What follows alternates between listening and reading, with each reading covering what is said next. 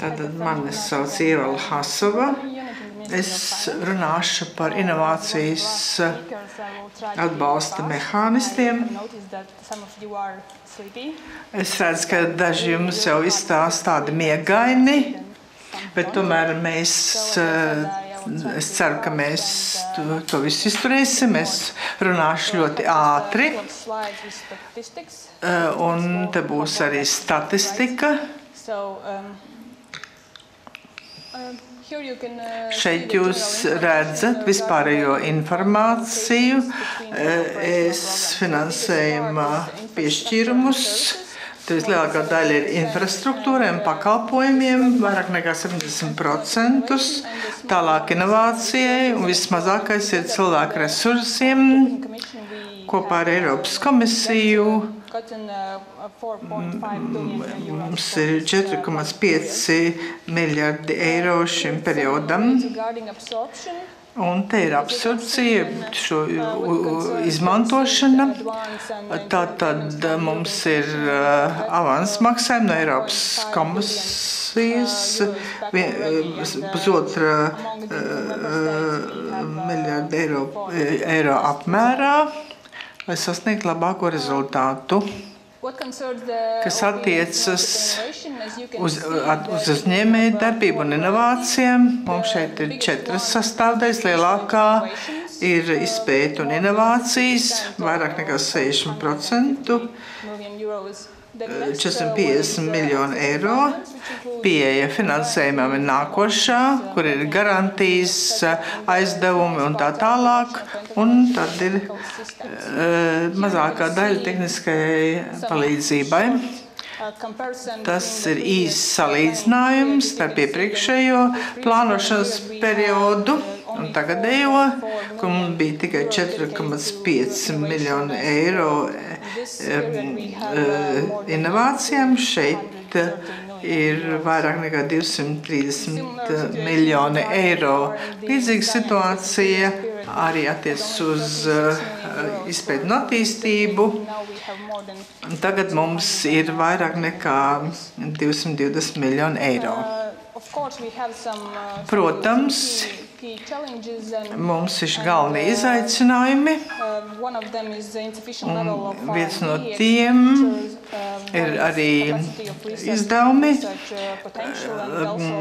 zinātniskā potenciāla izpēte un komercializācija. Šeit jūs redzat, kāda ir galvenie rīcība politikas attīstības virzieni, lai attīstītu ilgtermiņa sadarbību, nodrošināt atbalstu attīstībai un inovatīviem uzņēmumiem un finansēšanai.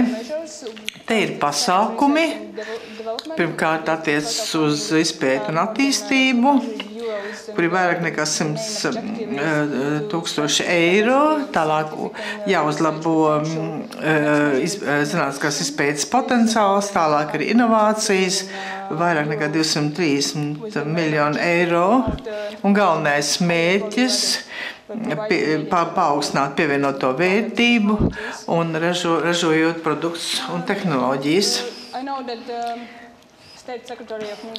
Valsts sekretārs jau sīki pārunāja šīs programmas, bet es vēlos uzsvērt, ka, piemēram, Izglītības un zinātnes ministrijas programmas arī attiecas uz zinātnisko izpēti. Pirmais projekts jau ir pabeigts, un tur ir vēl vairāk nekā 100 projektu. Šeit ir aktivitāte,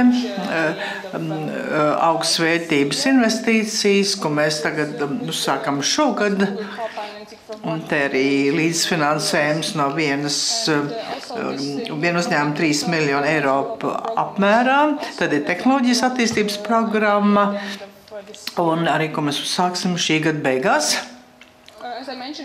Kā minēju, mums ir pasākums nodrošināt pieejamību finanšu resursiem un atbalstam to. Vēl viens ir pasākumi, vairākas programmas, kredīti, garantijas un finansējums un kopfinansējums, ko mēs uzsāksim nākošu gadu. Tātad pārskriešu pāri šim slaidiem, jo sekretārs jau to izskatīja. Mazliet par nākamo periodu, kur mēs atrodamies un kā mēs esam sagatavojušies tam. Te ir galvenie termini noteikti. Tātad oktobrī komisija publicēs jauno regulu, ko mēs tiešām gaidām. Novembrī mums būs diskusija un konsultēšanās ar sabiedrību. Mums būs konference 4. kvartālā šogad. Šis dokuments tiks iesniegts valdībai 2012. un 2013. gadā.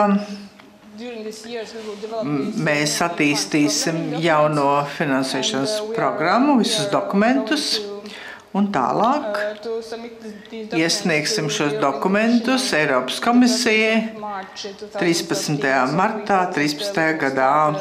Ceru, ka mēs tad sāksim jauno plāsošanas periodu jau tieši no tā sākuma 14. gadā.